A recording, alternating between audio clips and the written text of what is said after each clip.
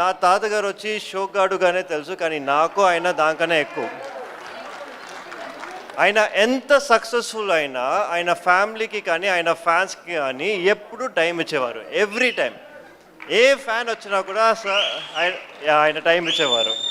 Yes, నేను ఇంత కష్టపడాను అంత కష్టపడాను అని ఎప్పుడు మనకి చెప్పలేదు, కానీ మనందరికీ తెలుసు ఆయన ఎంత కష్టపడారో అని. సైకిల్లో వచ్చి స్టూడియో దగ్గర నుంచి ఇంటికి వెళ్ళి మళ్ళీ ఇంటికి దగ్గర నుంచి ఆ హాట్ చెన్నై క్లైమేట్లో చేసి చాలా కష్టపడ్డారు, కానీ ఎప్పుడు ఒక్కరోజు కూడా మనకి ఆయన ఎంత కష్టపడారని చెప్పాల.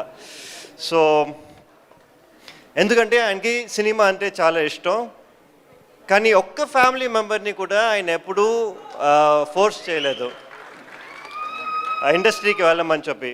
మనకి ఏ ఇష్టమో అది చేయమని చెప్పారు, అందుకే నేను మెడిసిన్ చేశాను. ఈరోజు ఆయన్ని చాలా మిస్ అవుతున్నాను.